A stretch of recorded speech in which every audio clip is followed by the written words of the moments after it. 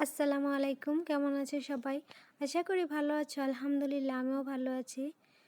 আমি যে বড় ফুলদানিটা দেখিয়েছিলাম কিভাবে সহজ নিয়মে তৈরি করা যায়, এই যে এই পর্যন্ত বানিয়েছি। আর আমি একসাথে কি কি বানাচ্ছি সেই ভিডিও আজকে তোমাদের সাথে শেয়ার করে দিলাম। এই যে এটা হচ্ছে গিয়ে উপরে লাগিয়ে জয়েন্ট করে নেব।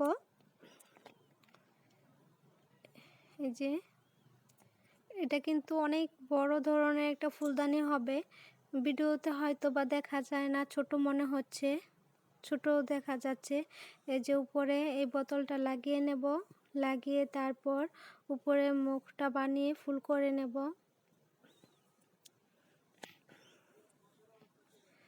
একসাথে আমি কত কিছু তৈরি করতেছি দেখো। এটা একটা আনারস, এই যে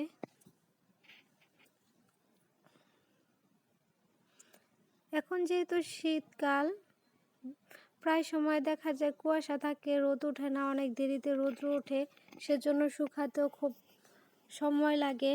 এই যে এই দুইটা দিয়ে আরেকটা ফুলের টব তৈরি করব। তার আগে আমি যে বড় ফুলের টবটা তৈরি করেছিলাম সেটা বিক্রি হয়ে গেছে। ওই রকমের 6টা ফুলের টবের অর্ডার আছে, সেজন্য আমি আবার তৈরি করতেছি। এই যে এই দুইটা দিয়ে। আর বালতির মধ্যে আমি কাগজ ভিজিয়ে রেখেছি ফিনিশিং দেওয়ার জন্য। আর এই যে দেখতে পাচ্ছ ওগুলা হচ্ছে কার্টনের কাগজ।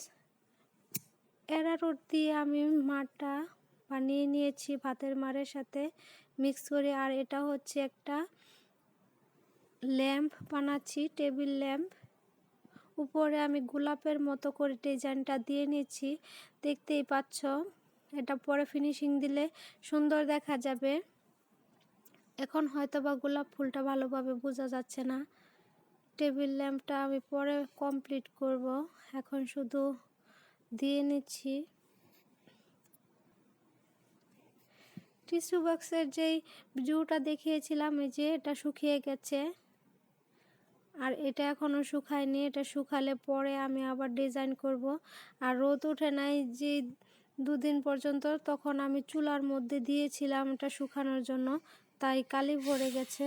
শুকিয়ে যাওয়ার পর আমি ফোমটা খুলে নেব, কিন্তু ভালোভাবে যদি না শুকায় তাহলে ফোমটা খুলে ফেলে ভেঙে যাবে। পুরোপুরি শুকানো পর্যন্ত অপেক্ষা করতে হবে।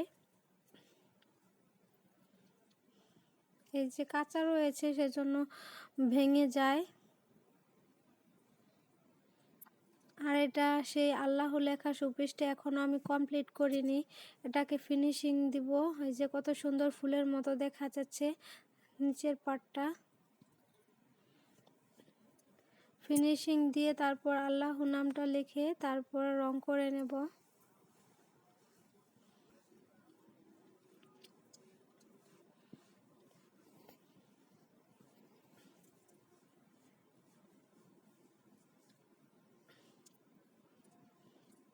দেখো কত সুন্দর দেখা যাচ্ছে। এটাকে সুন্দরভাবে ফিনিশিং করলে আরও সুন্দর দেখা যাবে ইনশাল্লাহ। তোমরা এখন আর আমার ভিডিও মনে হয় আগের মতো পছন্দ করো না, লাইক কমেন্ট করতে চাও না, সেজন্য কোনো কিছু তৈরি করার উৎসাহ হারিয়ে ফেলতেছি। এই যে এগুলো হচ্ছে কার্টনের কাগজ, আমি এগুলো গুঁড়ো করে তারপর রোদে শুকিয়ে নিচ্ছি, যাতে করে যখন রোদ ওঠে তখনই আমি তৈরি করতে পারি।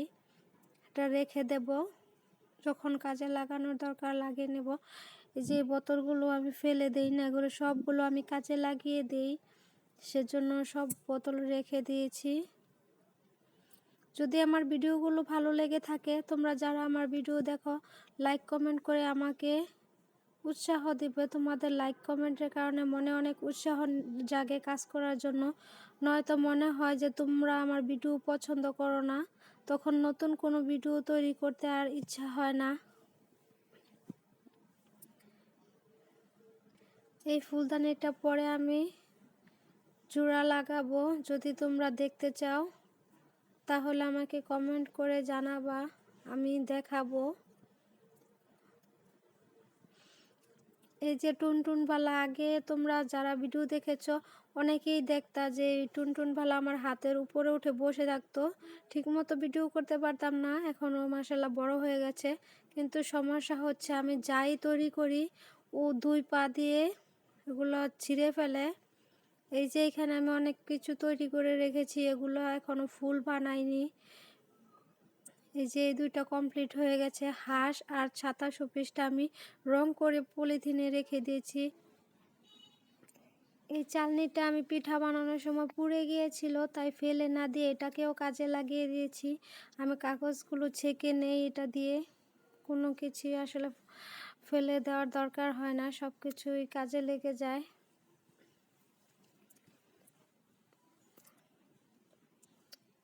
এই যে টিস্যু বক্সটা পরে এইভাবে লাগিয়ে দেব।